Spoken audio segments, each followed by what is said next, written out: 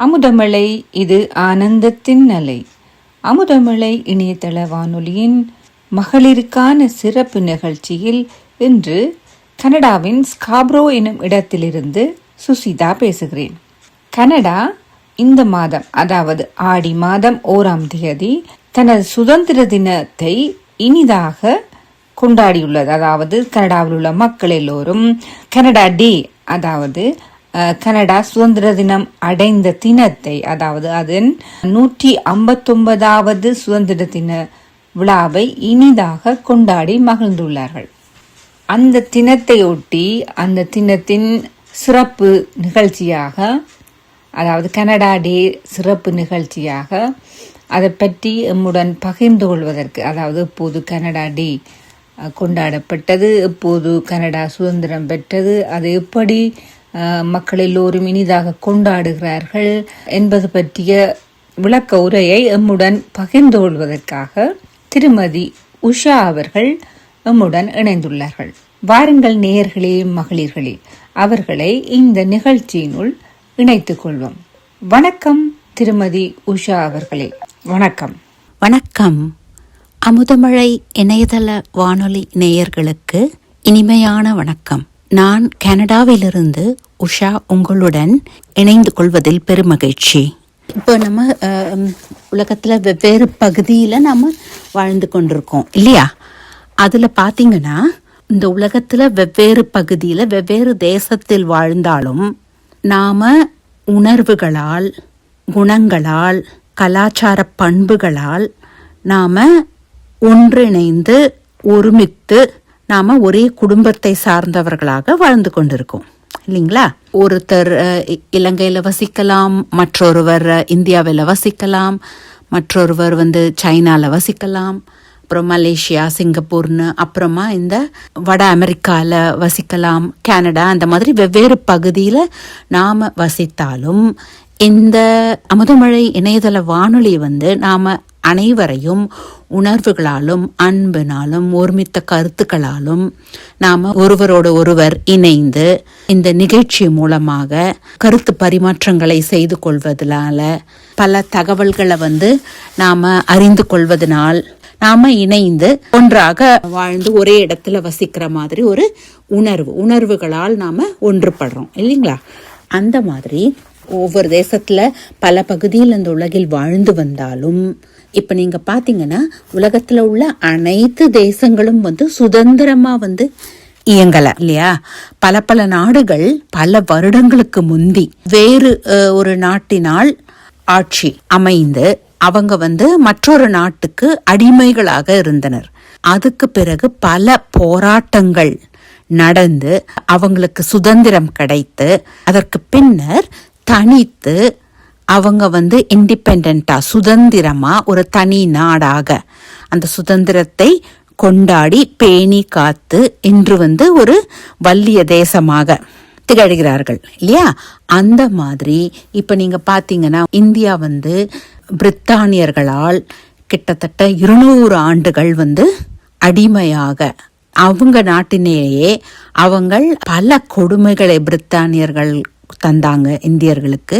அவங்க பல கொடுமைகளை அனுபவித்து அடிமைத்தனமாக தன்னுடைய முழு சுதந்திரத்தையும் இழந்து தன் நாட்டிலேயே அவங்க பல துன்பங்களை அனுபவித்து மனிதர்களுக்கு ஒருவருக்கு ஒருவர் பாகுபாடு, பிரிவினை எல்லாம் உண்டாக்கி பிரித்தானியர்கள் அவங்களுக்குள்ளேயே ஒரு சண்டையை மூட்டி அமைதி இல்லாம, மகிழ்ச்சி இல்லாம, அடிமைத்தனமாக வாழ்ந்து சுதந்திரமே இல்லாம அவங்க பிள்ளைகளோடையும் அவங்க நண்பர்களோடையும் உறவினர்களோடையும் மிகுந்த துன்பத்துக்கு ஆளானாங்க. அதுக்கு பிறகு நீண்ட கதை உள்ளது அந்த போராட்டங்கள் இல்லையா? அதுல பல இன்னசென்ட் சிவிலியன்ஸ் சொல்லுவாங்க இல்லையா? வெகுளித்தனமா எந்த தவறுமே இழைக்காத அந்த நாட்டை சார்ந்தவர்கள் அந்த போராட்டத்தின் போது, விடுதலை போராட்டத்தின் போது அவங்க பலர் உயிரை இழக்க நேரிட்டது. பல குழந்தைகள் தன்னுடைய தந்தையரை இழந்தனர், தன்னுடைய சகோதரனை இழந்தனர். அப்படியெல்லாம் அதுக்கு பிறகு அவங்க சுதந்திரம் கிடைத்தவுடன் அவங்க தனித்து இயங்க ஆரம்பிச்சாங்க. அந்த மாதிரி தான் என்னைக்கு அவங்களுக்கு விடுதலை கிடைத்ததோ, சுதந்திரம் கிடைத்ததோ, அதாவது அந்த தேசத்தின் தேசிய நாளாக இண்டிபெண்டன்ஸ் டேன்னு சொல்லுவோம் இல்லையா, சுதந்திர நாள், சுதந்திரம் பெற்று அவங்க தனித்து இயங்கிய, தன்னுரிமை பெற்று அந்த தனித்து இயங்க தொடங்கிய அந்த நாள், அடிமைத்தனம் விலகிய அந்த நாள் சுதந்திர நாள். பல தேசங்கள்ல உலகத்துல வேறு வேறு நாள் அவங்களுக்கு என்னைக்கு சுதந்திரம் கிடைச்சதோ அது வருடம் ஒவ்வொரு வருடமும் அதை கொண்டாடுகின்றனர். அதே போல் நாம இன்று கனடா டே, தானியர்களுக்கு அடிமையாக இருந்த கனடா 1867 வருடம் ஜூலை 1 பிரித்தானியர்கள் வட அமெரிக்கர்கள் ஆண்டிருந்தாங்க. அப்ப அன்னைக்கு அதிகாரப்பூர்வமாக 3 குடியேற்றங்களை ஒன்றாக இணைத்து, அது எந்தெந்த குடியேற்றங்கள் பார்த்தீங்கன்னா, நோவா ஸ்காஷியா என்று அழைக்கப்படுகின்றது, மற்றொன்று நியூ பிரன்ஸ்விக் அப்படின்னு அழைக்கப்படுது, மூன்றாவதாக ப்ராவின்ஸ் ஆஃப் கனடா அப்படின்னு. இந்த 3 குடியேற்றங்களையும் ஒன்றாக இணைத்து ஒரு ஆட்சி பண்பு, அது பிரித்தானியர்களால் அது கொண்டு வரப்பட்டது. அது என்னைக்கு ஜூலை 1 1867 வருடம். அதற்கு பிறகு ஒரிஜினலா, அதாவது ஆரம்பத்தில் டொமினியன் டே அப்படின்னு அழைக்கப்பட்டது. ஆனால் அன்னைக்கு தான் கனடாக்கு விடுதலை கிடைத்த தினம்.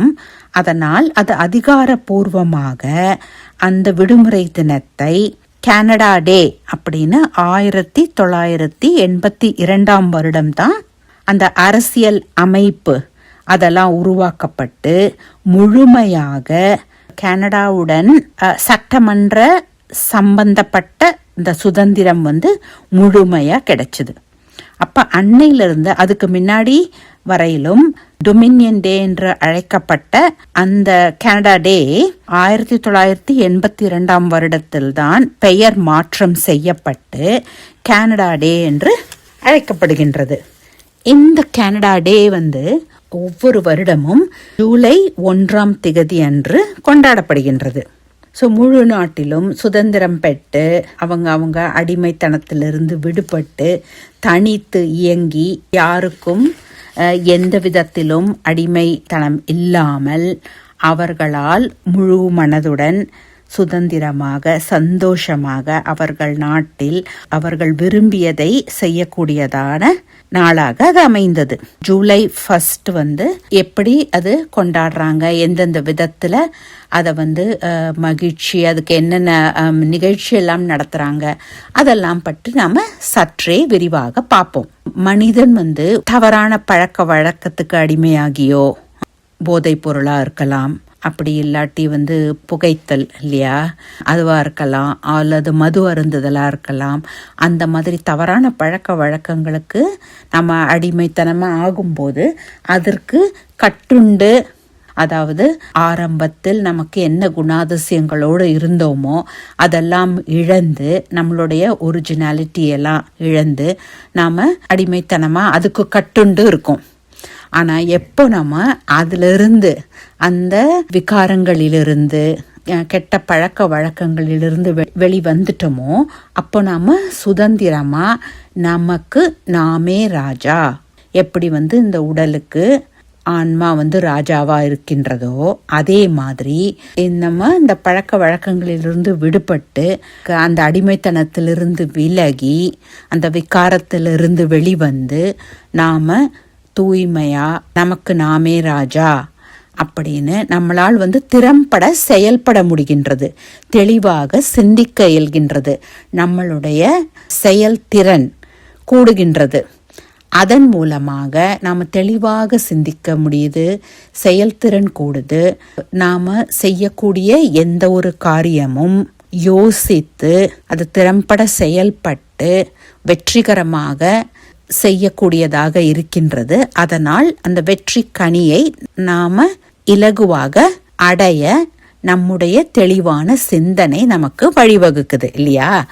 அந்த மாதிரி இப்போ கனடா வந்து அந்த அடிமைத்தனத்திலிருந்து விடுபட்டு சுதந்திரமா ஆன பிறகு அவங்க ஒன்றும் தன்னுடைய தேசத்தில் வசிக்கும் மக்களுக்காக அவர்கள் சிந்தித்து அரசு வந்து சுதந்திரமா செயல்பட்டு தன்னுடைய மக்களுக்காக பல சட்டங்களை வகுத்து அவர்களை பேணி காப்பதில் அவர்கள் வந்து முன்னுரிமை தருகின்றார்கள். அப்படி நம்ம பார்க்கும்போது இந்த நாள் எந்தெந்த விதமாக அது கொண்டாடப்படுகின்றது, அதுக்கு வந்து என்னென்ன மாதிரி ஒரு மரபு செயல்படுகின்றது அப்படின்லாம் வந்து சற்றே விரிவாக பார்ப்போம்.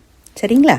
இப்போ பார்த்தீங்கன்னா நாம் வந்து செலிப்ரேஷன்ஸ், அதாவது ஒவ்வொரு வருடமும் நாம் அந்த ஒரு பண்டிகையை கொண்டாடுறோன்னா அதற்கு ஒரு மரபு இருக்குது. அதுக்கு ஏற்ற மாதிரி புது ஆடை உடுத்தோ ஒரு நல்ல பலகாரங்களை செய்தோ அன்னைக்கு சிறப்பாக வந்து வீட்டில் பூஜை நடைபெற்று கோயிலுக்கு சென்று சர்ச்சுக்கு போயோ இல்லையா, அந்த மாதிரி ஒவ்வொருத்தரும் அவங்க மதத்தை சார்ந்த அந்த பண்டிகைகள் எப்படி கொண்டாடப்படுகின்றதோ அந்த மாதிரி இது தேசிய விழா இல்லைங்களா. கனடா டே அப்படின்றது சுதந்திரம் அடைந்த நாள், கொண்டாடப்பட வேண்டிய நாளும் கூட. அது எப்படின்னா நம்ம வந்து எப்படி இப்போ தீபாவளினா வந்து அன்னைக்கு இந்த வான வேடிக்கைகள் இருக்கு, அதுக்கப்புறம் நிறைய வந்து பட்டாசு கொளுத்துறது அப்படியெல்லாம் இருக்கு இல்லையா, தன்னுடைய மகிழ்ச்சியை வெளிப்படுத்துதல். அது வந்து என்ன பண்ணுவாங்க, பெரிய பெரிய மாநகரங்கள், மெட்ரோபாலிட்டன் சிட்டிஸ்ன்னு சொல்லுவாங்க இல்லையா, அந்த மாதிரி பெரிய பெரிய சிட்டிஸில் வான வேடிக்கைகள் வந்து பெரிய அளவில் இருக்கும் அவங்க கொண்டாடுறது. அது வந்து பொதுவாக என்ன பண்ணுவாங்க, இந்த ஜூலை மாதம் அப்படின்னு ஜென்ரலாக வந்து அது கோடை காலம், சம்மர் டைம் கனடாவில்.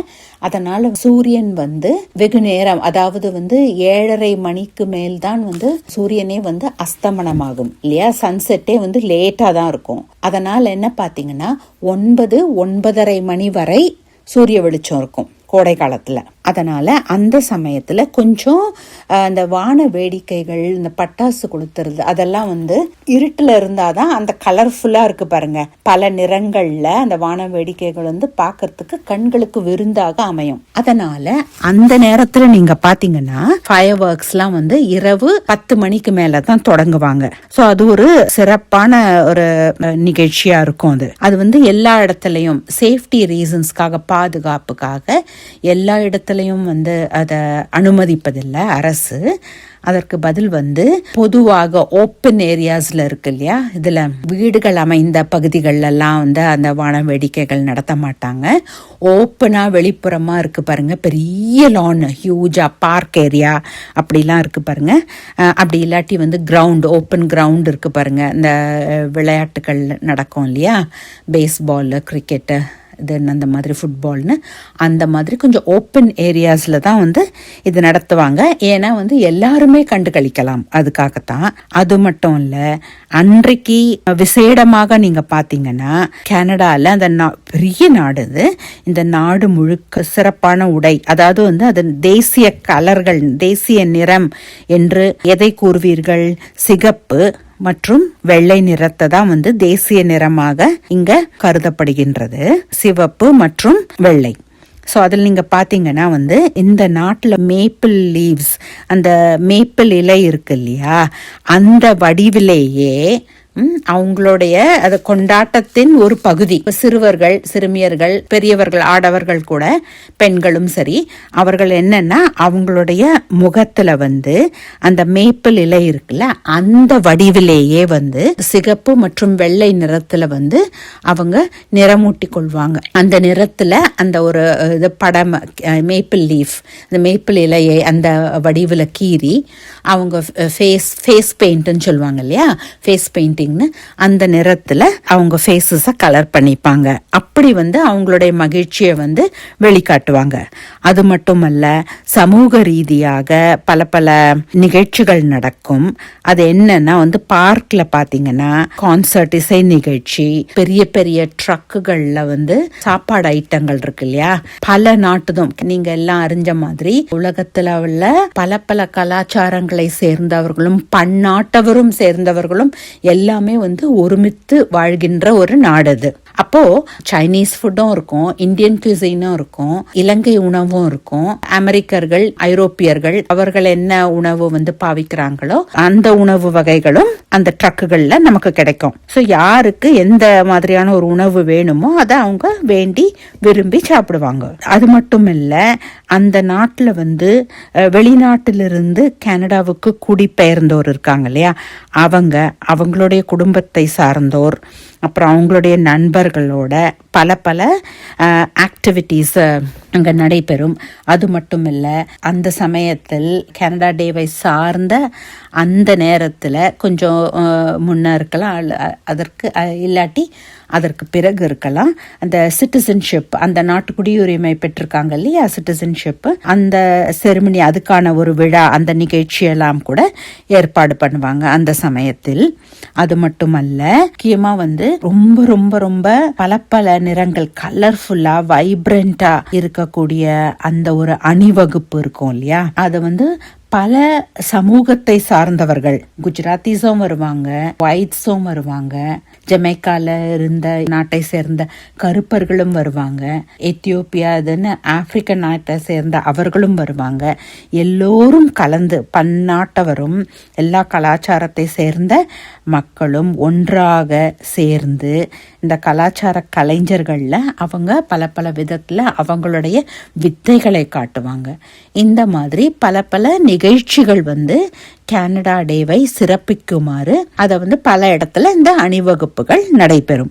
அதையும் நாம பார்த்து என்ஜாய் பண்ணலாம். இதுல முக்கியமா நீங்க பாத்தீங்கன்னா, ஒவ்வொரு வருடமும் கனடா டே அதிகாரப்பூர்வமான விடுமுறை நாள் இல்லையா, அது ஜூலை 1 இருக்கும். ஒரு வருடம் அந்த ஜூலை 1ங்கிறது ஞாயிற்றுக்கிழமை வந்தால் அப்போ ஆட்டோமேட்டிக்கா மண்டே ஜூலை 2ஆம் தேதி விடுமுறை நாளாக அறிவிக்கப்படும். அப்படித்தான் நடந்து வருது.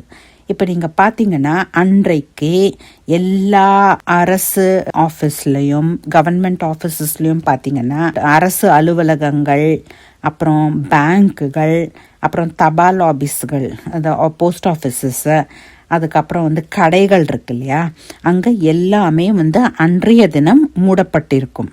அது மட்டுமல்ல, பப்ளிக் டிரான்சிட்னு சொல்லுவாங்க இல்லையா, இப்போ ஒரு இடத்துல இருந்து இன்னொரு இடத்துக்கு பயணிக்கணும், அதற்கு பஸ் எடுக்கிறாங்க, ஒரு ரயில் எடுக்கிறாங்க அப்படின்னா, அரசு பேருந்துகள் சேர்த்து தான் சொல்றேன். அந்த மாதிரி இருக்கும்போது அதெல்லாம் அவர்களுக்கும் அன்னைக்கு விடுமுறை வேண்டும் இல்லை, அதனால பொதுமக்களுக்கும் இந்த பேருந்து சேவை தேவை, ரயில் நிலையம், அந்த ரயில்கள்ல இயங்குற அந்த சர்வீஸும் தேவை போக்குவரத்துக்கு. அப்படின்ற காரணத்துக்காக அன்று சர்வீஸ் சற்றே குறைந்து இருக்கும். ஞாயிற்றுக்கிழமைகளில் எப்படி கொஞ்சம் சர்வீஸ் குறைஞ்சி இருக்குமோ அந்த மாதிரி அந்த விடுமுறை நாளன்றும் சேவைக்கான பணி தொடர்ந்து நடைபெற்று கொண்டிருக்கும். ஸோ இதுதான் நாம இன் ஜெனரல் கனடா டே பத்தி நாம பார்த்தது இல்லைங்களா. அன்னைக்கு கனடா டே அன்றைக்கு நடக்கக்கூடிய பொதுவான நிகழ்ச்சிகள் இல்லையா, பப்ளிக் இவெண்ட்ஸ், பொதுமக்களுக்கான அந்த நிகழ்ச்சிகள் என்ன மாதிரியானதுன்னு பார்த்தோம். நம்ம பெரேட் பார்த்தோம். அதுக்கப்புறம் ரொம்ப ரொம்ப சிறப்பா அந்த வான வேடிக்கைகள் நடக்கும். அந்த இரவு நேரத்துல அந்த வானமே ஃபுல்லா எத்தனை கோடிக்கணக்கான லட்சக்கணக்கான விளக்குகள் ஏற்றி ரொம்ப ரொம்ப கலர்ஃபுல்லா பல நிறங்களும் கலந்த மாதிரி ஒரு வான வேடிக்கைகளை பார்க்கும்போது வானமே ரொம்ப ஒரு கலர்ஃபுல்லான ஒரு ட்ரெஸ், ஒரு சிறப்பான ஒரு தோற்றம், அந்த மாதிரியான ஒரு வெளிச்சம், விழா கோலம் பூண்டு பார்ப்பதற்கே மிகவும் ரம்மியமாக இருக்கும். சிறிய நகரமா இருந்தாலும் சரி, ஒரு சாதாரண ஒரு டவுனா இருந்தாலும் சரி, ஒரு மேஜரான ஒரு மாநகரமா இருந்தாலும் சரி, அன்றைக்கு இந்த சிறப்பு நிகழ்ச்சிகள், இசை நிகழ்ச்சிகள், அதுக்கப்புறம் மிகவும் பிரசித்தி பெற்ற அந்த இசை கலைஞர்கள் பல பல மியூசிக்கல் இன்ஸ்ட்ருமெண்ட்ஸா இருக்கலாம், அப்படி இல்லாட்டி பாடக்கூடியவர்களாக இருக்கலாம், ராப் சிங்கர்ஸ் மாதிரியா இருக்கலாம், பலவிதமான இசைகளும், கிராமிய இசை, நடனம், கேளிக்கைகள், எல்லா விதமான ஃபன் ஒர்க்ஸும் அன்று மிக சிறப்பாக நடைபெறும். அதே மாதிரி அன்னைக்கு அந்த கலாச்சார முறைப்படி அவங்களுடைய பெருமிதத்துக்குரிய, அந்த தேசத்துக்கே பெருமிதமான நாள் இல்லையா, அதனால அவங்க அந்த மேப்பிள் லீஃப் நம்ம முந்தி பார்த்தோம் இல்லைங்களா, அந்த நிறத்துக்கு அதை சப்போர்ட் பண்ணுற மாதிரி மேப்பிள் ட்ரீ, அதுக்கு வந்து அந்த தேசிய கொடிகளை வந்து அவங்க அது கொடிகளை அசைத்தபடி அவங்க அணிவகுத்து செல்வது. அப்புறம் அந்த face paint, red and white paint போட்டு அவங்க முகத்தில் வந்து ஃபேஸ் பெயிண்ட் பண்ணிக்கிறது. அதுக்கப்புறம் இண்டிவிஜுவலாக பப்ளிக்காக வந்து பொதுமக்களுக்கு பொதுவாக அந்த ஓப்பன் ஏரியாஸில், பார்க்கில், அந்த மாதிரி இடத்துலையும் பார்பிக்யூ அப்படின்னு நடக்கும். அது மட்டுமல்ல, அவங்க தனிப்பட்ட விருப்பப்பட்டவர்கள் அவங்களுடைய வீட்டின் பின்புறம், பேக்யார்டுன்னு சொல்லுவாங்க, அங்கே அந்த பார்பிக்யூ மிஷின் மாதிரி இருக்கு இல்லைங்களா, அதை வைத்து அதில் வந்து மாமிசம் சாப்பிடுபவர்கள் வந்து அதற்கேற்ற மாதிரி அந்த வகை உணவை வந்து சமைத்து கிரில் பண்ணி, அது பர்கராக இருக்கலாம், அது ஹாட் டாக்ஸாக இருக்கலாம், இந்த மாதிரி உணவாக இருந்தாலும் அதை அவர்கள் வந்து மசாலா எல்லாம் போட்டு ஊற வைத்து பிறகு அதை எடுத்து கிரில் பண்ணி சமைச்சு சாப்பிட்ற அந்த நிகழ்ச்சிகளும் அது பாட்டு நடக்கும் ஒரு பக்கத்துல. மற்றபடி நீங்க அதை பார்த்தீங்கன்னா கேம்புகள் நடக்கும். காலேஜ் சார்ந்த மாணவர்களுக்கும் சரி, பள்ளி மாணவர்களுக்கும் சரி கேம்ப் நடக்கலாம். அதுக்கப்புறம் வந்து இந்த பெரிய பெரிய லேக்ஸ் இருக்கு இல்லைங்களா, இந்த நதிகள் மாதிரி, அப்போ அதுக்கு வந்து அந்த லேக்ஸ்க்கு, அதுக்கப்புறம் வந்து சம்மரில் வந்து காட்டேஜ்னு அங்கே போய் அந்த, அதாவது வந்து ஊருக்கு சற்றே வெளியே இருக்கக்கூடிய அந்த இயற்கை சூழல் நிறைந்த அந்த ரம்யமான நதிகள், அப்படி இல்லாட்டி அந்த லேக் இருக்கு இல்லையா, அந்த ஓரத்தில் அமையப்பட்ட அந்த கட்டப்பட்ட அந்த வீடுகள் இருக்குல்ல, காட்டேஜ்னு, அதை வேண்டி இருப்பாங்க. அது நம்ம வேணும்னா நம்ம ரெண்ட்டும் பண்ணிக்கலாம்.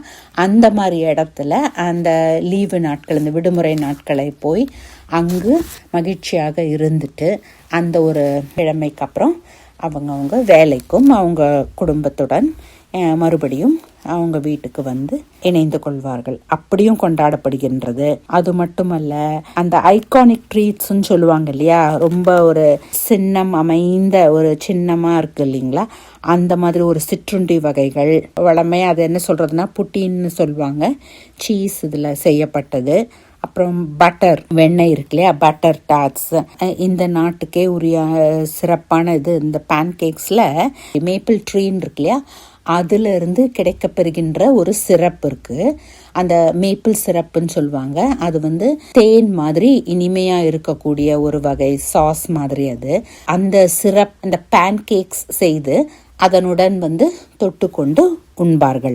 அதுக்கப்புறம் வந்து தேசிய கீதம், நேஷனல் ஆந்தம் நம்ம சொல்லுவோம் பாருங்க, எல்லோரும் சேர்ந்து ஒரே குடும்பமாக அந்த ஒன்று சேர்ந்து இருக்காங்க பாருங்க, பொதுமக்கள் எல்லாம் வந்து ஒன்று சேர்ந்த, அரசு அலுவலகங்கள் மட்டுமல்ல, பள்ளி மாணவர்கள், யூனிவர்சிட்டி மாணவர்கள், அவர்கள் எல்லோருமே இந்த நேஷனல் ஆந்தம், இந்த தேசிய கீதத்தை ஒன்றாக சேர்ந்து பாடுவார்கள்.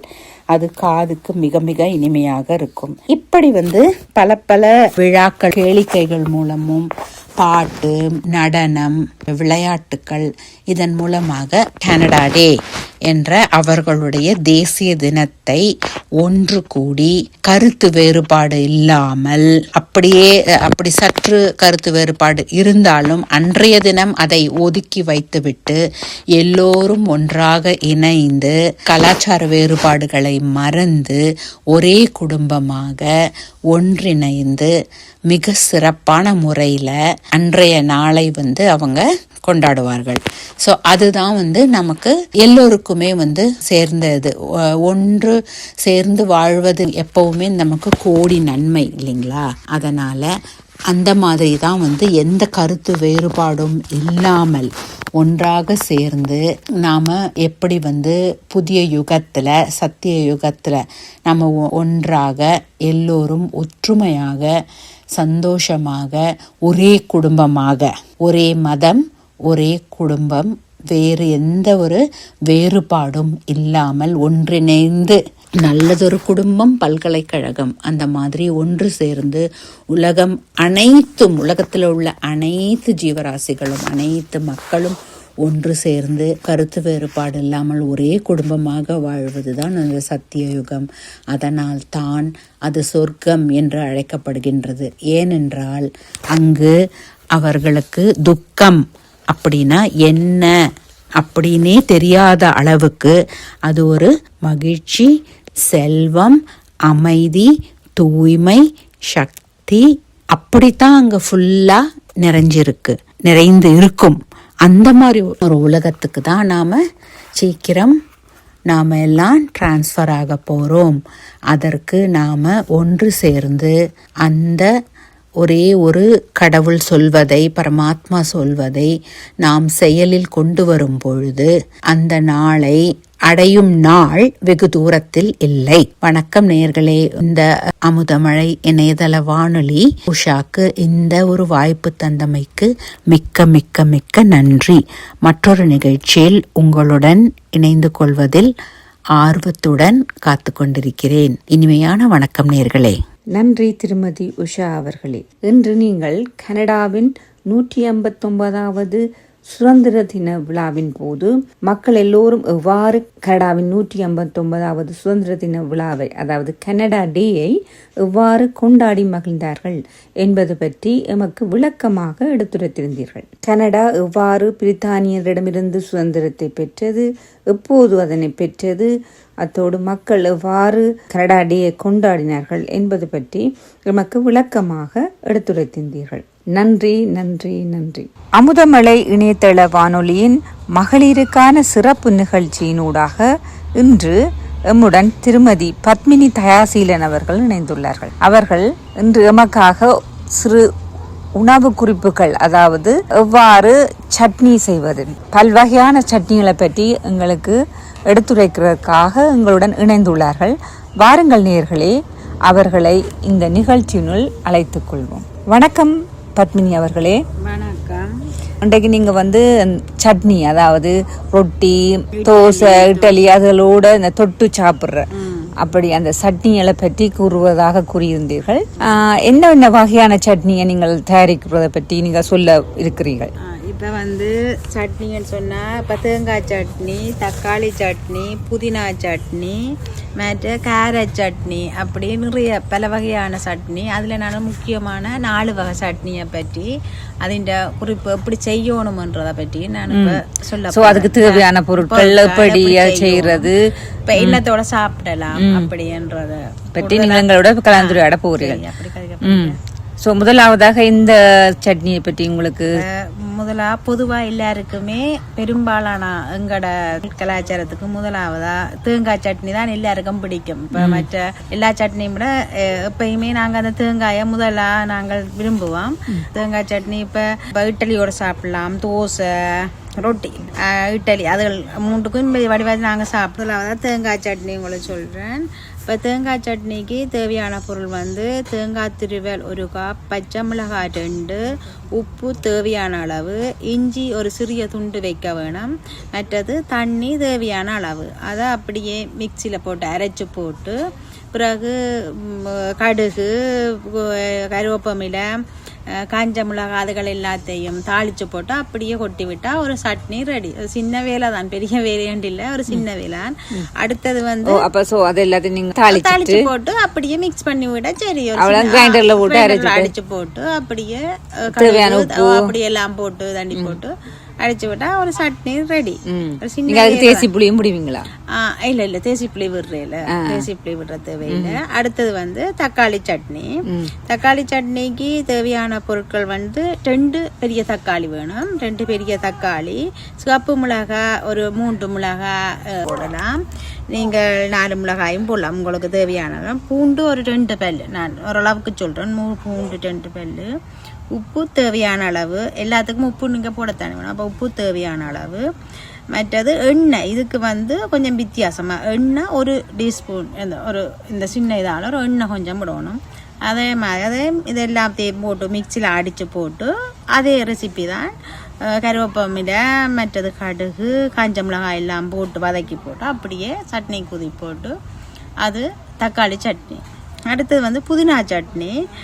புதினா சட்னிக்கு தேவையானது புதினா இலை. புதினா இலை 1 கப் புதினா கட்டாயம் உங்களுக்கு. புதினா சட்னிக்கு புதினா இலை 1 கப் புதினா இலை எடுக்கணும். மற்றது பச்சை மிளகாய் ஒரு 4 பச்சை மிளகாய்.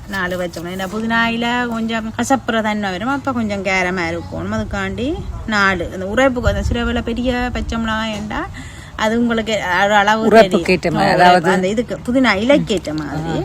மற்ற எலுமிச்சம் புதினா இலைக்குத்தான் எலுமிச்சம் பழம் கட்டாயம் விட வேணும். எலுமிச்சம்பழம் ஒரு பாதி எலுமிச்சம்பழம் காணும். மற்ற உப்பு தேவையான அளவு, மற்ற தண்ணி அதுக்கேற்ற அளவு விட்டு நல்லா கிரைண்ட் பண்ணி போட்டு, கடுகு அதே மாதிரி எல்லாத்துக்கும் நாங்கள் தாளிச்சு தானே போடுவோம். தாளிச்சு போட்டால் தான் சட்னிக்கு அது சட்னி மாதிரி வரும், அப்படி வரும். அடுத்தது வந்து கார சட்னி. கார சட்னி வந்து தேவையான பொருட்கள் வந்து சிவப்பு மிளகாய் வந்து ஒரு 5 மிளகாய், மற்றது பூண்டு 3 பல்லு, இல்லை ஒரு 4 பல்லு பூண்டு வேணும். மற்ற உப்பு தேவையான அளவு, புளி அதுக்கு பழப்புளி வேணும். இதுக்கு தேசிப்புளி விடக்கூடாது, பழப்புளி ஒரு சிறிய ஒரு சொட்டு, மற்ற எண்ணெய் 1 டீஸ்பூன், அந்த சின்ன இதால் 1 டீஸ்பூன். அதையும் போட்டு மிக்சியில் எல்லாத்தையும் அடித்து போட்டு, கடுகு எண்ணெய் விடுவீங்களா ஒரு சொட்டு அதுக்குள்ள நாங்கள் மிக்ஸ் பண்ணணும். அப்போ தானே டேஸ்ட் வரும், அதில் டேஸ்ட் வரும். பிறகு கடுகு இதுகள் எல்லாம் போட்டு, கருவேப்பிலையில காஞ்ச மிளகாய் எல்லாம் போட்டு தாளித்து போட்டு, அதையும் ஒரு சட்னி அந்த இதுக்கு ரொட்டியோட இட்லியோட தோசையோட சாப்பிடலாம். நல்ல டேஸ்ட். எல்லாமே ஒரு பிரேக்ஃபாஸ்டா நீங்கள் எடுத்துக்கொள்ளலாம். இந்த பிரேக்ஃபாஸ்ட்டுக்கோ இல்லை டின்னருக்கோ இதுகளை எல்லாத்துக்கும் சேர்ந்து சாப்பிடலாம். ஸோ ரைஸுக்கும் நீங்கள் அந்த புதினா சட்னி ரைஸ் தனியாக சாப்பிடலாம். கார சட்னி உங்களுக்கு ரைஸ் வெள்ளை ரைஸ்ன்னு சொன்னால் அதுக்கும் டேஸ்டாக தான் இருக்கும், நல்லா தான் இருக்கும், அதுக்கும் சாப்பிடலாம். நல்ல ஒரு ஆரோக்கியமான உணவு மாதிரி தானே புதினா சட்னி எல்லாம் ஆரோக்கியமான நல்ல சத்தானது தான்.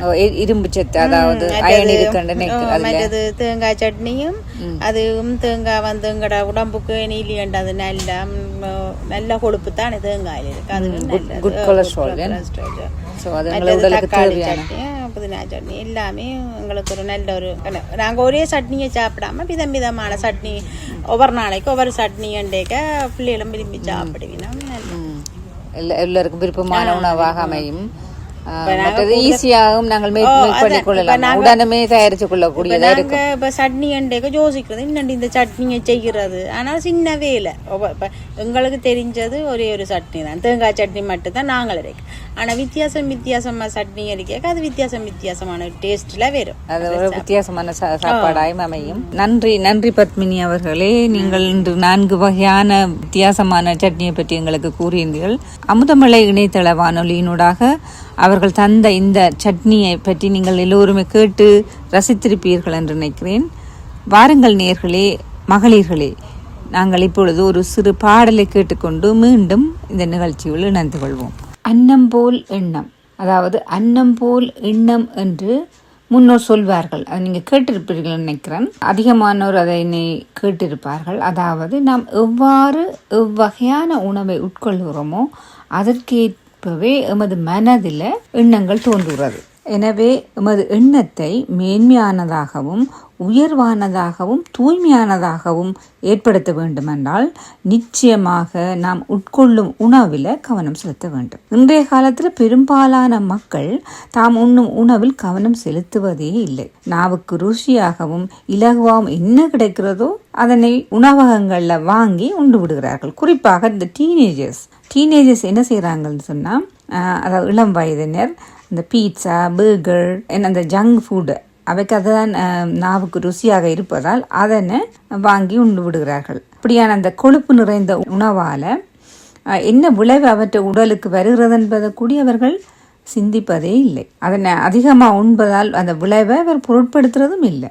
ஆனால் நடுத்தர வயதினரும் முதியோர்களும் தாம் உண்ணும் உணவில் கவனம் செலுத்துகிறார்கள். ஏனென்றால் அவர்களுக்கு அந்த உணவை உட்கொள்வதால் ஏற்படும் விளைவுகள் தெரியும். அதனை தெரிந்து வைத்திருப்பதால் தற்போது தாம் என்னென்ன உணவுகளை உட்கொள்ள வேண்டும் என்பதில் நல்ல விழிப்புணர்வாக இருக்கிறார்கள்.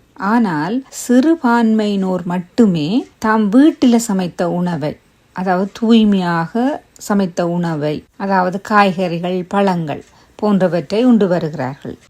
நீங்களே பார்த்திருப்பீர்கள். அதிகமான மக்கள் என்ன செய்யணும்னா அந்த தூய்மையற்ற மாமிச உணவு உண்பதால் என்னென்ன விளைவுகளை அவன் உடலுக்கு வருகுது, எப்படியான வருத்தங்கள், எவ்வளவு நோய்களுக்கு உட்படுகிறார்கள் என்பதை நீங்களே கண்கூடாக பார்த்திருப்பீர்கள். அது மட்டுமல்லாமல் மாமிச உணவை உட்கொள்பவர்களின் சுபாவம், குணங்கள், அவர்களோடு அதாவது வெஜிடபிள், காய்கறி உண்பவர்களின் குணங்கள் சுபாவங்களை ஒப்பிடும்போது நாங்கள் வித்தியாசத்தை உணர்ந்து கொள்ளக்கூடியதாக இருக்கும்.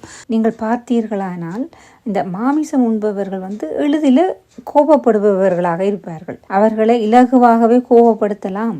பெரும்பான்மையானோர் அமைதியற்றவர்கள், அதாவது அமைதியற்ற சுபாவத்தை உடையவர்களாக தான் இருப்பார்கள். ஆனால் இந்த காய்கறி உண்பவர்கள் நீங்கள் பார்த்தீர்கள் மிகவும் சாதுவாக, அதாவது அமைதியானவர்களாகவும் பொறுமையானவர்களாகவும் இருப்பார்கள். எனவே இதிலிருந்து நீங்கள் பார்க்கக்கூடியதாக இருக்கும், அதாவது அன்னம் போல் எண்ணம். எவ்வாறு நாங்கள் தூய்மையாக சமைக்கப்பட்ட உணவை உட்கொள்கிறோமோ அதற்கேற்ப எமது எண்ணங்கள் அமைகிறது. எனவே நாம் எல்லோரும் தூய்மையான உணவை உட்கொள்வதன் மூலம் தூய்மையான மேன்மையான எண்ணங்களை உருவாக்கி எமது வாழ்வை மேம்படுத்துவோம் என்று கூறிக்கொண்டு இந்த சந்தர்ப்பத்தை எனக்கு அளித்த அமுதமலை இணையதள வானொலிக்கு நன்றியையும் தெரிவித்துக் கொண்டு இத்துடன் இந்த நிகழ்ச்சியிலிருந்து விடைபெறுகிறேன். நன்றி, வணக்கம்.